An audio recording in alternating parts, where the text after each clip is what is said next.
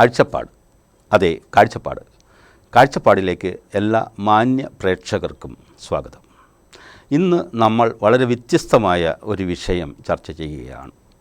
അന്യജീവനുതകി സ്വജീവിതം ധന്യമാക്കും അമലേ വിവേകികൾ എന്ന് കുമാരനാശാൻ പറഞ്ഞത് വളരെ പ്രസിദ്ധമായ അദ്ദേഹത്തിൻ്റെ നളിനി എന്ന കൃതിയിലാണ്. എത്രയോ പേർ ഇത്തരത്തിലുള്ള വരികൾ എഴുതിയിരിക്കുന്നു. ആശാൻ തന്നെ സ്നേഹിക്ക ഉണ്ണി നീ നിന്നെ ദ്രോഹിക്കുന്ന ജനത്തെയും എന്ന് പറഞ്ഞിരിക്കുന്നു. ഇത് കേവലമായ ഒരു ഏട്ടിലെ പശുവല്ല, നേരെ മറിച്ച് ഇത് പ്രായോഗികമായി നടപ്പാക്കുന്ന കാര്യമാണ്. എങ്ങ് മർത്യന് ചങ്ങല കൈകളിൽ അങ്ങൻ കൈകൾ നൊന്തിയിടുകയാണ്, എങ്ങോ മർദ്ദനം അവിടെ പ്രഹരം വീഴുവത് എൻ്റെ പുറത്താകുന്നു എന്ന് NV കൃഷ്ണവാര്യർ പറഞ്ഞ അതേ വാക്യങ്ങളെ അതേപടി ജീവിതത്തിൽ അനുവർത്തിക്കുന്ന ആളുകൾ കേരളത്തിൽ ജീവിച്ചിരിക്കുന്നു.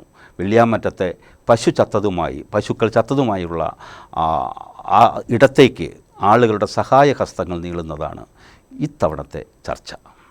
ഇന്നിപ്പോൾ ഈ വിഷയവുമായി ബന്ധപ്പെട്ട് ചർച്ചയ്ക്കെത്തിയിരിക്കുന്നത് ശ്രീ PM ബേബി അവർകളാണ്. അദ്ദേഹം ഇതിനു മുമ്പും പല വിഷയങ്ങളുമായി ബന്ധപ്പെട്ട് ചർച്ചയ്ക്കെത്തിയിട്ടുണ്ട്. അദ്ദേഹം അടിമാലി മർച്ചൻസ് അസോസിയേഷൻ്റെ യൂണിറ്റ് പ്രസിഡൻ്റാണ്. കൂടാതെ ലാൻഡ് ഫ്രീഡം മൂവ്മെൻറ്റിൻ്റെ ഇടുക്കി ജില്ലാ സെക്രട്ടറിയും കൂടിയാണ്. സ്വാഗതം സാർ. സാർ, കഴിഞ്ഞ ആണ്ടറുതി, അതായത് 23 ഡിസംബർ മാസം 31 വെള്ളിയാമറ്റത്തൊരു ദുരന്തം ഉണ്ടായി. സാധാരണയിൽ നിന്ന് ഭിന്നമായ വ്യത്യസ്തമായൊരു ദുരന്തമായിരുന്നത്. അതായത് നമ്മുടെ പുതിയ ആണ്ട് പിറന്നത് ഒരു വലിയ ദുഃഖവാർത്തയുമായിട്ടായിരുന്നു. ഒരു വീട്ടിലെ 13 പശുക്കൾ, അത് മൂരിക്കിടാക്കളും പശുക്കിടാക്കളൊക്കെ എല്ലാം ചേർന്ന് 13 മൃഗങ്ങളാണ്, വളർത്തു മൃഗങ്ങളാണ് ആ വീട്ടിൽ ചത്തുകിടന്നു. വല്ലാത്തൊരു കാഴ്ചയായിരുന്നു അത്. ഒരുപക്ഷെ കാണുന്നവർ വിങ്ങിപ്പൊട്ടുന്നൊരു കാഴ്ച. മൃഗങ്ങളെ സ്നേഹിക്കുന്നവർ എന്ന് മാത്രമല്ല, എല്ലാവരും പ്രത്യേകിച്ച് പശുക്കൾ, അതിൻ്റെ കിടാരികൾ ഒക്കെ എല്ലാവർക്കും വളരെ വേണ്ടപ്പെട്ടതാണ്. ഇതിനകത്ത് ഏറ്റവും വലിയൊരു കാര്യം എന്ന് പറയുന്നത്, ഇതിനെ സംരക്ഷിക്കുന്ന പയ്യൻ ഒരു 10ാം ക്ലാസ്സുകാരനാണ്. അവനൊരു കുട്ടി കർഷകനാണ് എന്നുള്ളതാണ്. അവനും അവൻ്റെ ചേട്ടനും അവൻ്റെ അമ്മയും ഞൊടിയിടയിൽ നിലത്ത് വീഴുകയും ബോധം കെട്ട് വീഴുകയും അവരെ ആശുപത്രി കൊണ്ടുപോവുകയൊക്കെ ചെയ്തു. അത്രയും ദൈന്യതയായിരുന്ന പരിപാടിയായിരുന്നു. ഞാൻ പറയാൻ വന്നത് ഈ ദുരന്തം മാത്രമല്ല, അത് കപ്പത്തുണ്ട് തിന്നതൊക്കെയാണ് നമുക്കറിയാം, അതിലേക്ക് വരാം. പക്ഷേ അതിന് ശേഷം ആ ദുരന്തമുഖത്ത് നിന്ന് പിറ്റേ ദിവസം 2-ാം തീയതി നേരം വെളുക്കുമ്പോൾ സംഭവിക്കുന്നത് സഹായങ്ങളുടെ ഒരു ഒഴുക്കാണ് ആ വീട്ടിലേക്ക്. അപ്പം നമ്മളൊരു കെട്ടകാലം, നിർദ്ദയകാലം, കനിവറ്റ കാലം എന്നൊക്കെ പറഞ്ഞ് ഈ കാലത്തെ വല്ലാതെ പറയും, ഒരു സത്യാനന്തര കാലം എന്നൊക്കെ നമ്മൾ വിളിച്ച് പറയുമ്പോൾ സത്യത്തിൽ അത്രമാത്രം കെട്ടുപോയിട്ടുണ്ടോ നമ്മുടെ കാലം? തീർച്ചയായിട്ടും ഇല്ല. പ്രതീക്ഷയുടെ ഒരുപാട് വാർത്തകൾ നമ്മൾ പലപ്പോഴും കേൾക്കുന്നുണ്ട്. പലരും നിരാശാവാദം പ്രചരിപ്പിക്കുമ്പോഴും മനുഷ്യൻ എക്കാലത്തും എല്ലാ പ്രതിസന്ധികളെയും അതിജീവിച്ച് മുമ്പോട്ട് പോയിട്ടുണ്ട്. ഇവിടെ ഇപ്പം നമ്മൾ കാണേണ്ട ഒരു ഏറ്റവും പ്രധാനപ്പെട്ട കാര്യം, ഒരുപാട് ആളുകൾ അതിജീവനത്തിൻ്റെ വലിയ ഉദാഹരണങ്ങളുമായി നമ്മുടെ മുമ്പിൽ നിൽക്കുന്നുണ്ട്.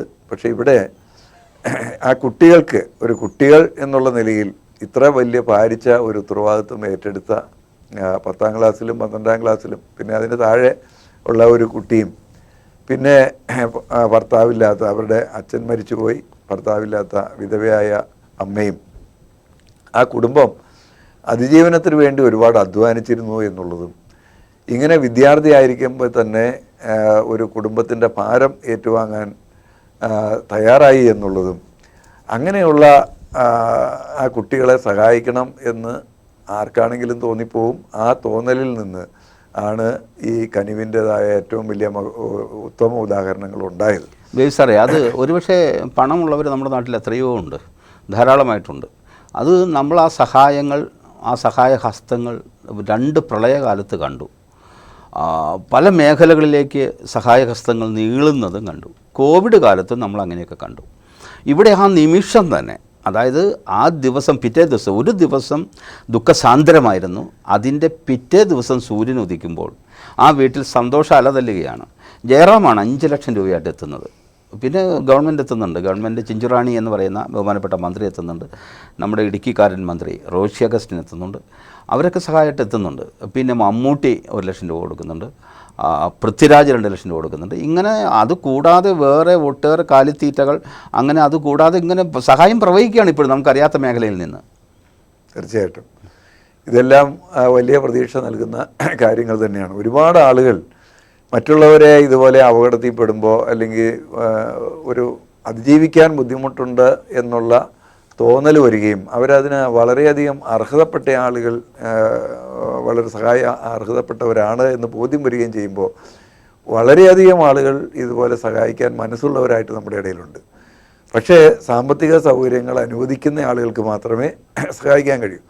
ഇല്ലായ്മയിൽ നിന്ന് ഒരുപാട് ആളുകൾ സഹായിക്കുന്നത് നമ്മൾ കണ്ടിട്ടുണ്ട്. ഇല്ലാത്ത ആളുകൾ പോലും കോവിഡ് കാലത്തും പ്രളയത്തിൻ്റെ കാലത്തും എല്ലാം നമ്മൾ കണ്ടതാണ്.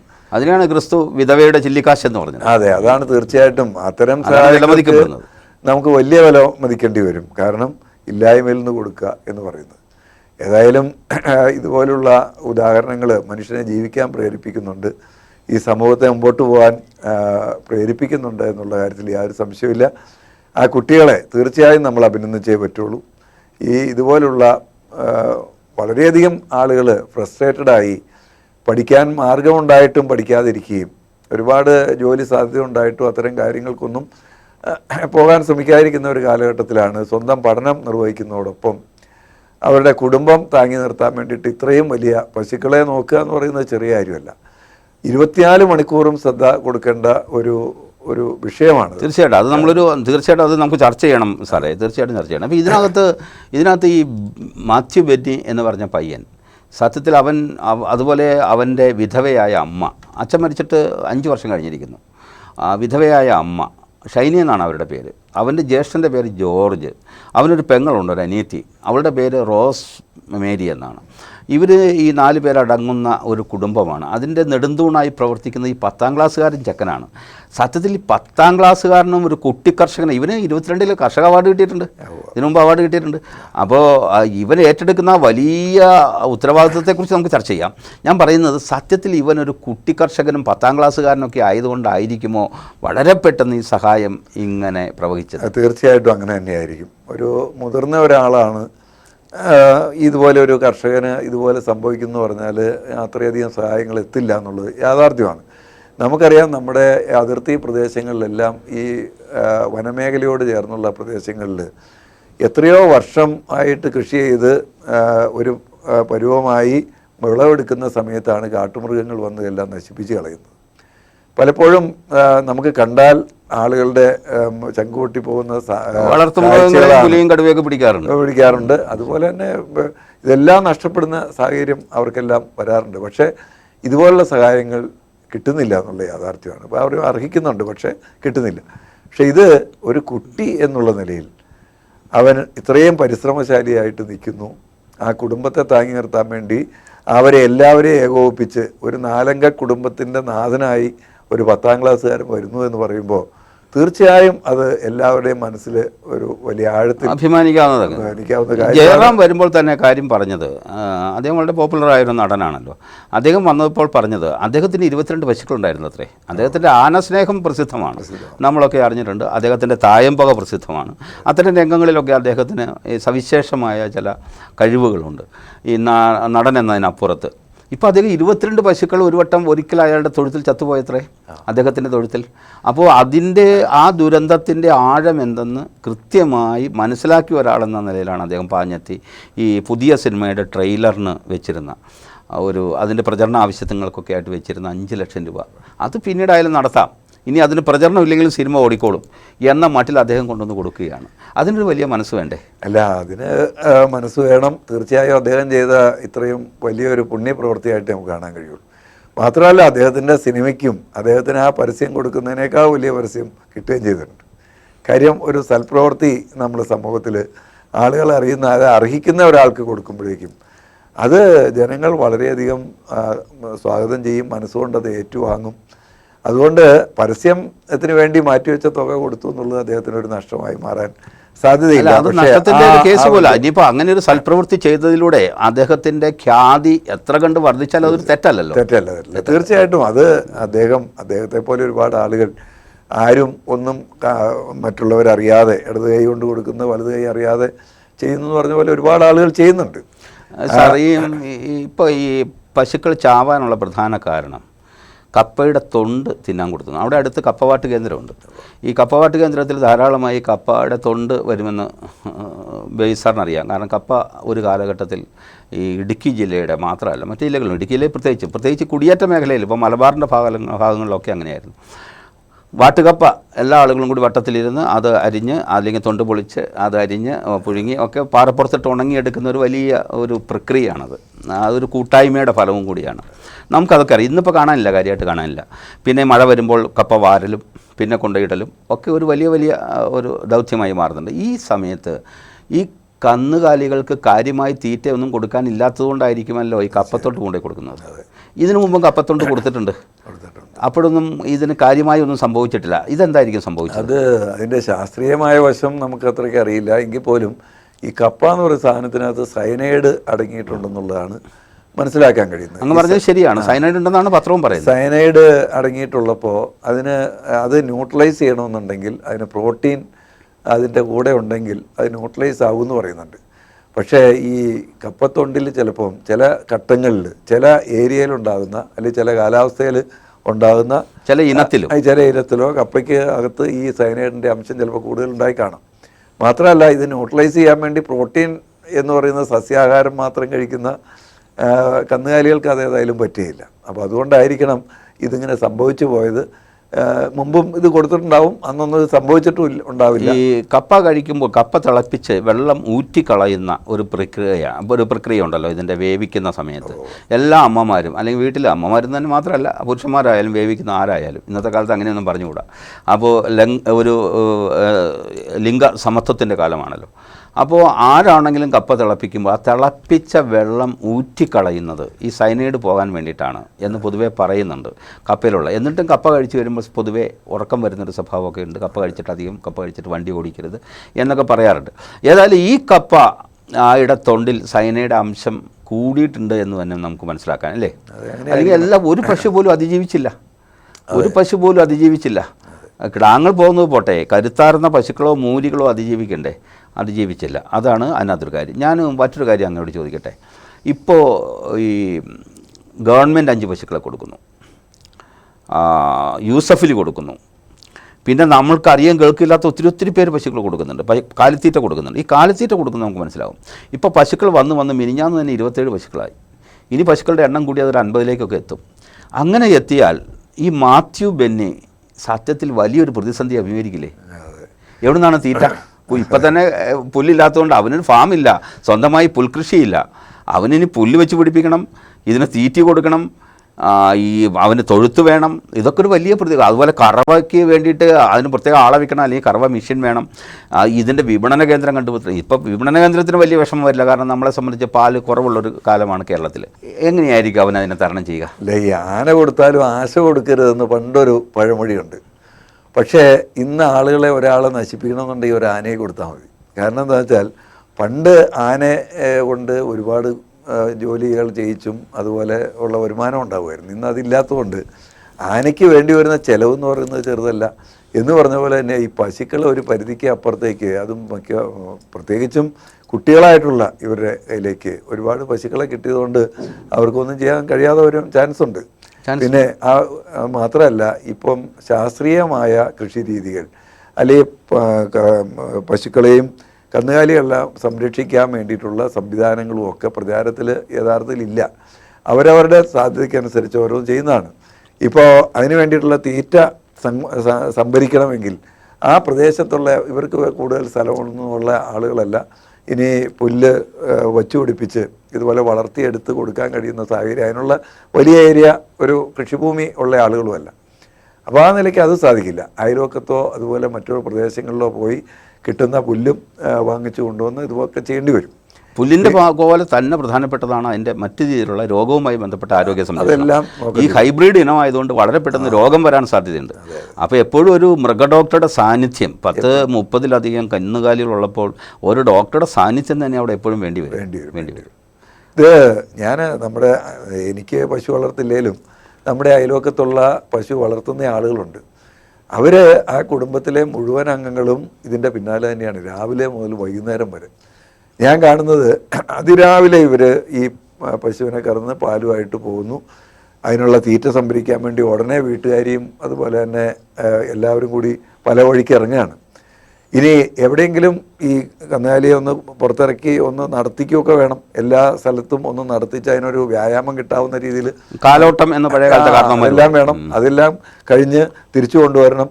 ഇതിനിടയിൽ പുല്ല് എത്തിക്കൊണ്ടുവരണം. പുല്ല് എത്തിയാൽ മാത്രം പോരാ, ഈ ഹൈബ്രിഡ് ഇനങ്ങൾക്കെല്ലാം കാലിത്തീറ്റ സ്പെഷ്യലായിട്ട് വേറെ കൊടുക്കണം. അതിൻ്റെ കൂടെ വേറെ മരുന്നുകൾ കൊടുക്കണം. ഇത് ഇടയ്ക്കിടെ ഡോക്ടറുടെ, സാറ് പറഞ്ഞത് ശരിയാ, ഡോക്ടറുടെ പരിശോധന വേണം. ഇതെല്ലാം ഉണ്ടെങ്കിൽ മാത്രമേ ഇത് അതിജീവിക്കുള്ളൂ. പണ്ടുള്ള നാടൻ പശുക്കളുടെ അതിജീവന ശേഷി ഇപ്പോഴുള്ള ഹൈബ്രിഡ് പശുക്കൾക്കില്ല. അതെല്ലാം വളരെ ശ്രദ്ധിക്കേണ്ടി വരും. അപ്പോൾ അതുകൊണ്ട് എനിക്ക് തോന്നിയൊരു കാര്യം, ഇങ്ങനെ പശുക്കളെ അധികം കൊടുക്കാതെ അവരെ സാമ്പത്തികമായി നിലനിർത്താൻ കഴിയുന്ന സഹായങ്ങൾ കൊടുത്ത്. അങ്ങ് പറഞ്ഞൊരു കാര്യം, നമ്മൾ ഈ ക്ഷീരകർഷകരുടെ കാര്യത്തിൽ ഇപ്പോൾ എൻ്റെയൊക്കെ വീട്ടിൽ, എൻ്റെയൊക്കെ ചെറുപ്പത്തിൽ നാടൻ പശുവായിരുന്നു. ഈ നാടൻ പശുവിൻ്റെ ഒരു പ്രത്യേകത എന്നാ വെച്ചാൽ പാല് കുറവായിരിക്കും, ചിലപ്പോൾ തൊഴിക്കുകയൊക്കെ ചെയ്യും. പക്ഷേ എന്നാൽ പോലും അതിനെ കറന്നെടുത്ത് ഉള്ള പാൽ ഉപയോഗിക്കുമ്പോൾ അതിന് വല്ലാത്ത ഒരു ഗുണമുണ്ടായിരുന്നു. തന്നെയല്ല, അതിന് തീറ്റി കുറച്ച് മതി, വെള്ളം കുറച്ച് മതി, അങ്ങനെയൊക്കെയുള്ള സംരക്ഷിക്കാൻ എളുപ്പമുണ്ട്. പിന്നീടാണ് ഈ ഹൈബ്രിഡ് ഇനങ്ങൾ വരികയും 10 ലിറ്ററും 20 ലിറ്ററും 30 ലിറ്ററും ഒക്കെ കറക്കുന്ന പശുക്കൾ ഉണ്ടാവുകയും ചെയ്തു. അപ്പോൾ അതൊരു പ്രത്യേക മെഷീൻ വെച്ചിട്ട് യന്ത്ര സഹായത്തോടു കൂടി കറന്ന് വിപണിയിലെത്തിക്കുകയാണ് ചെയ്യുന്നത്. അപ്പോൾ ഞാൻ ഇപ്പം അങ്ങ് സൂചിപ്പിച്ചൊരു കാര്യമുണ്ടല്ലോ, ഒരു 2 പശുവോ 3 പശുവോ, അതിലധികം പശുക്കളുടെ ഉള്ള കാര്യം പിന്നെ പറയണ്ട. 3-4 പശുക്കളുള്ളൊരു വീട്ടിൽ കുറഞ്ഞത് ആ വീട്ടിലെ അംഗങ്ങൾ കുറഞ്ഞത് 4 മണിക്ക് എഴുന്നേക്കണം.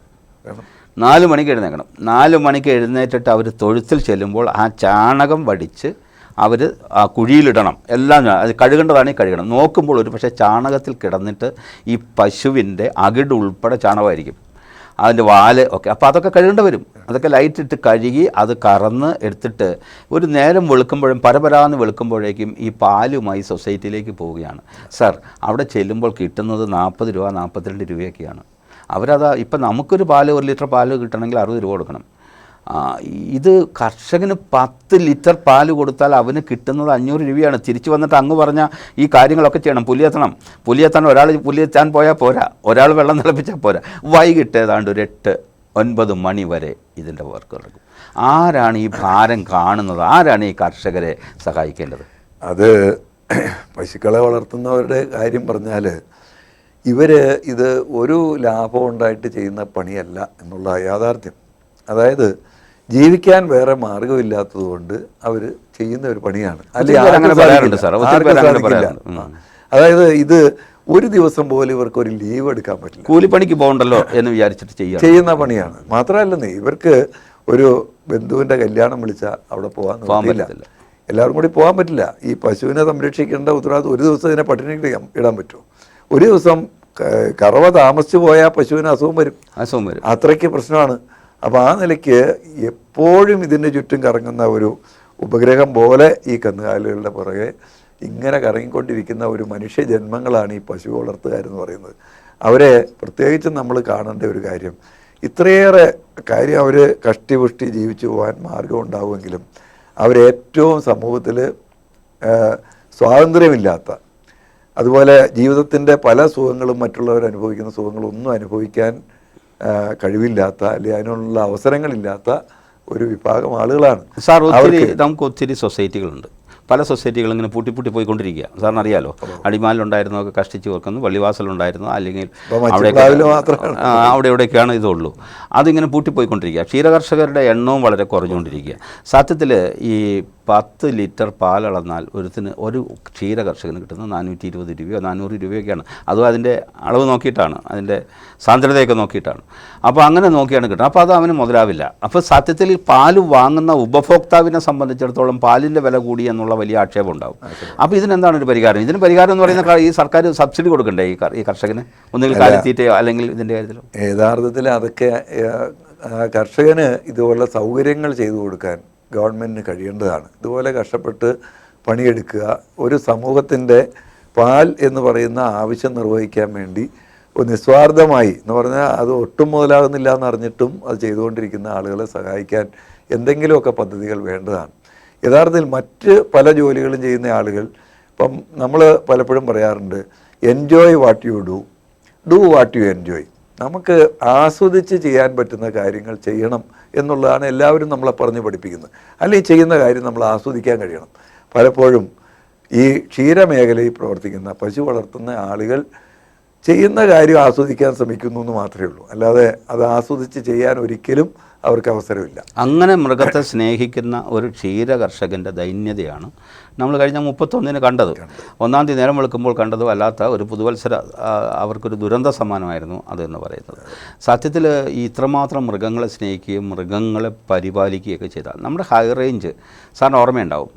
ഒരു കാലത്ത് ക്ഷീര കർഷകർ നിറഞ്ഞു നിന്നിരുന്നു. ഇഷ്ടംപോലെ പുല്ല്, തൊഴുത്ത്, ചാണകം, കൃഷി. ഇതല്ല ഇപ്പം കൃഷി കാര്യങ്ങളൊക്കെ വല്ലാതെ കുറഞ്ഞിരിക്കുന്നു. കാരണം നമ്മുടെ നാട്ടിൽ ഇപ്പോൾ കൃഷിയോടൊന്നും ആർക്കും വലിയ താല്പര്യമില്ല. സർക്കാരിന് കൃഷി പ്രോത്സാഹിപ്പിക്കുന്നതിൽ താല്പര്യമില്ല. അങ്ങനെയൊക്കെയായി കൃഷിയുടെ ഭാഗത്തുനിന്ന് പോലും ആളുകൾ പിന്തിരിയുകയാണ്. അപ്പോൾ ചാണകത്തിന് വലിയ ആവശ്യമില്ല, ഡിമാൻഡ് ഇല്ലാതായിരിക്കുന്നു. അങ്ങനെയൊക്കെ ആയി മാറുകയാണ്. അപ്പോൾ ഈ സമയത്താണ് ഈ പാലെന്ന് പറയുന്നത് സത്യത്തിൽ പശുവിൻ്റെ പാല് നേരിട്ട് കറന്ന് വിപണിയിലെത്തി അത് വാങ്ങുമ്പോഴാണല്ലോ കൃത്രിമത്വം ഇല്ലാത്തൊരു പാല് നമുക്ക് കിട്ടുന്നത്.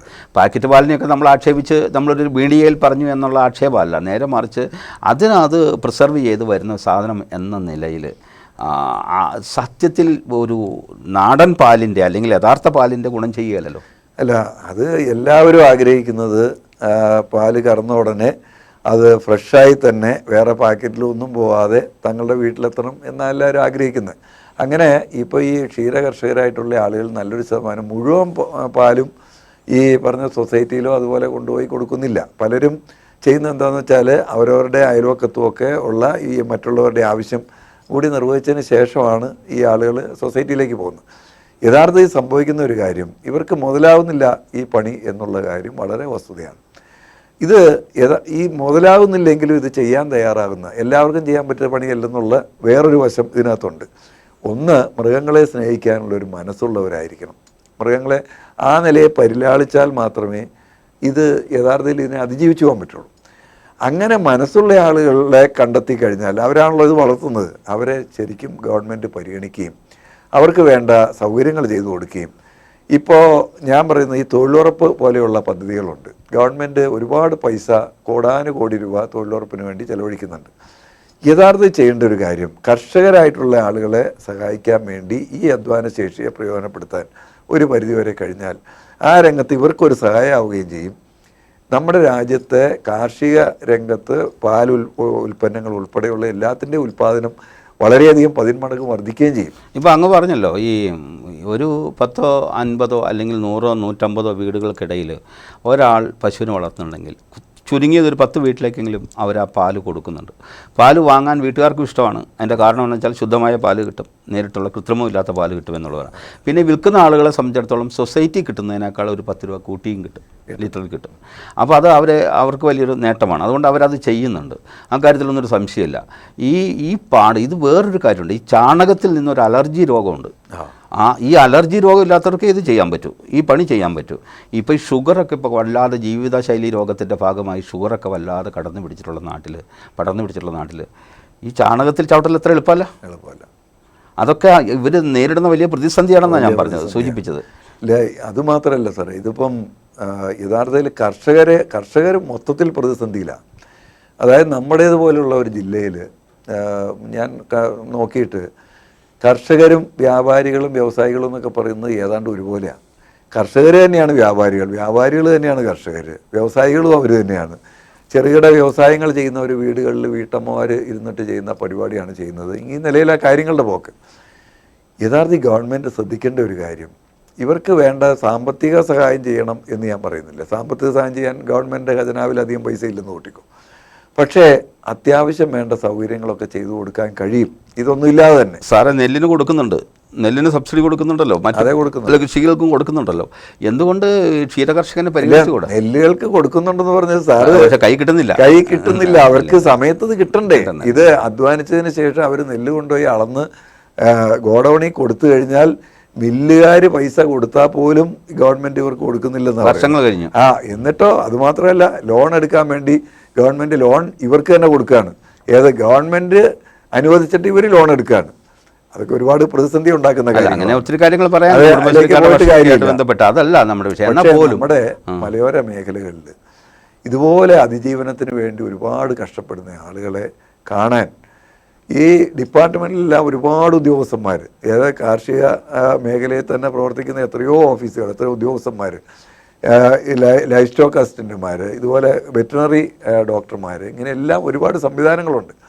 പക്ഷേ ഈ സംവിധാനങ്ങളൊന്നും യഥാർത്ഥത്തിൽ കർഷകരുടെ സഹായത്തിന് എത്തുന്നുണ്ടോ, അല്ലെങ്കിൽ അവർക്ക് അതുകൊണ്ട് പ്രയോജനപ്പെടുന്നുണ്ടോ എന്നുള്ള കാര്യം പരിശോധിക്കണം. മാത്രമല്ല, ഇപ്പോൾ ഉദാഹരണത്തിന് ഞാൻ പറയാം, നമ്മുടെ കാർഷിക മേഖലയിലെ ഉൽപ്പന്നങ്ങളിൽ നല്ലൊരു ശതമാനവും ഉൽപ്പാദിപ്പിക്കാനുള്ള വിഷമം, കാട്ടുമൃഗങ്ങളുടെ ശല്യം, കുരങ്ങിൻ്റെ ശല്യം, മറ്റുള്ളതെല്ലാം. അതുകൂടാതെ പറമ്പിൽ മരം നട്ടു വളർത്തിയാൽ അത് വെട്ടി വിൽക്കാൻ കഴിയാത്ത സാഹചര്യം, പുല്ല് ഇപ്പോൾ ഈ മരങ്ങൾ ഇങ്ങനെ നിൽക്കുന്നതുകൊണ്ട് പലപ്പോഴും ക്ഷീര കർഷകർക്ക് വലിയ പ്രതിസന്ധിയുണ്ട്. മരങ്ങൾ താഴ്ച വളർന്ന് 80% വർഷാവരണമുള്ള പ്രദേശമാണ് ഇടുക്കി. അതുകൊണ്ട് തന്നെ എന്ത് സംഭവിക്കുന്നു? പുൽമേടുകൾ ഇല്ലാതെയാവുന്നു. യഥാർത്ഥത്തിൽ വേണ്ടത് എന്താണെന്ന് വെച്ചാൽ പുൽമേടുകൾ ഉണ്ടാക്കി ആ പുൽമേടുകളൊക്കെ ഇപ്പം ഗവൺമെൻറ്റിന് തന്നെ കൊടുക്കാവുന്ന ഒരുപാട് ഏരിയ വനം ആക്കി മാറ്റി ഫോറസ്റ്റ് ഉദ്യോഗസ്ഥന്മാർ കൈവശം വെച്ചിരിക്കുക. സാർ, അതിന് ഏറ്റവും വലിയ ഉദാഹരണം നമ്മുടെ മൂന്നാറാണ്. ടാറ്റ പശുക്കളെ വളർത്താൻ വേണ്ടി പ്രത്യേക പുൽമേടുകൾ അതിനുവേണ്ടി തയ്യാറാക്കിയിരിക്കുകയാണ്. എത്രയോ വർഷങ്ങൾക്ക് മുമ്പ് ആ പുൽമേടുകളിൽ മേയുന്ന പശുക്കളുടെ കാഴ്ച അതിമനോഹരമാണ്. ഇപ്പോൾ പുലിയൊക്കെ പിടിക്കുന്നുണ്ട്, എന്നാൽ പോലും ഞാൻ സൂചിപ്പിക്കുകയാണ്. അപ്പോൾ ഈ നമ്മളെ സംബന്ധിച്ചിടത്തോളം നമുക്ക് തിരിച്ചു വരാം സാർ. ഈ മാത്യു ബെന്നി എന്ന് പറയുന്ന പയ്യനിലേക്ക്, അവൻ സത്യത്തിൽ ഈ ഒരു വലിയ മാതൃകയാണ് നമ്മുടെ കേരളത്തിലെ കർഷകർക്ക് മാത്രമല്ല, യുവജനങ്ങൾക്കും, ഇല്ലേ? തീർച്ചയായിട്ടും. കാരണം ഞാൻ പറയുന്നത് ഇത് ഈ മാത്യു ബെന്നിക്കും സഹോദരങ്ങൾക്കും അമ്മയ്ക്കും എല്ലാം എത്ര കൊടുത്തു എന്ന് പറഞ്ഞാലും അതൊരു മതിയാവുന്നില്ല. സത്യത്തിൽ അതുപോലെയുള്ള ആളുകളെ പ്രോത്സാഹിപ്പിക്കണം. ഇതിപ്പോൾ ഒരു ദുരന്തം ഉണ്ടായതുകൊണ്ട് നമ്മൾ അത് കണ്ടു മനസ്സിലാക്കി. ഇതുപോലെ കഷ്ടപ്പെടുന്ന എത്രയോ കുട്ടി കർഷകർ നമ്മുടെ നാട്ടിലുണ്ടാവും. അവരെല്ലാം കണ്ടെത്താൻ, അവർക്കെല്ലാം ജീവസാഹചര്യങ്ങളുണ്ടോ എന്ന് പരിശോധിക്കാൻ. ഈ ദുരന്തങ്ങളോട് പ്രത്യേകിച്ച് റോഡ് ബസ് അല്ലെങ്കിൽ വലിയ അപകടങ്ങൾ വണ്ടി മറിഞ്ഞു ഇങ്ങനെയൊക്കെ ആയിക്കഴിഞ്ഞാൽ ആളുകൾ ഓടിക്കൂടി ആശുപത്രി കൊണ്ടുപോകുന്നതൊക്കെ കാണാറുണ്ട്. അതേസമയത്ത് ഒരാളെ റോഡിൽ വണ്ടി ഇടിച്ചു, അയാളെ റോഡിൽ നിന്ന് എടുക്കാൻ ഈ സഹായിക്കുന്ന മലയാളി അവിടെ വിമുഖനാണ്.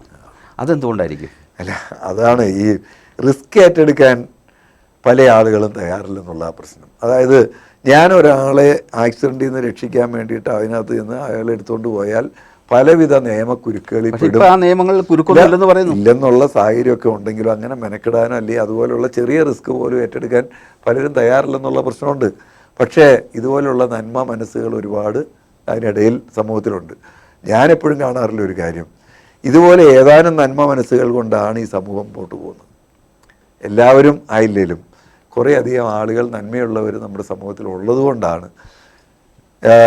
പലപ്പോഴും ഈ ഒരു ക്യാപ്ഷൻ നമ്മുടെ മീരാനിക്ക എഴുതി വെച്ചത് ഞാൻ എപ്പോഴും ഓർക്കുന്നുണ്ട്. അദ്ദേഹത്തിൻ്റെ മുറിയിൽ എഴുതി വെച്ചിട്ടുണ്ട്, ഈസ്റ്റേൺ മീരാനിക്ക. അദ്ദേഹം ഒരു കാര്യം, നന്മ ചെയ്യുന്ന ആളുകളുടെ നിഷ്ക്രിയത്വമാണ് തിന്മ ചെയ്യുന്നവരുടെ ദുഷ്പ്രവർത്തികളേക്കാൾ സമൂഹത്തിന് ദ്രോഹം ചെയ്യുക, സമൂഹത്തിൻ്റെ മുന്നോട്ടുള്ള പോക്കിനെ തടസ്സപ്പെടുത്തുക. നന്മ ചെയ്യുന്നവർ വിമുഖരായി മാറിയാൽ അല്ലെങ്കിൽ അവരുടെ നന്മ കുറഞ്ഞു പോയാൽ തിന്മ ചെയ്യുന്നവർ എത്രയൊക്കെ ചെയ്താലും നന്മ ചെയ്യുന്നവരുണ്ടെങ്കിൽ സമൂഹത്തിന് മുമ്പോട്ട് പോകാൻ കഴിയും എന്നാണ് പറയുന്നത്.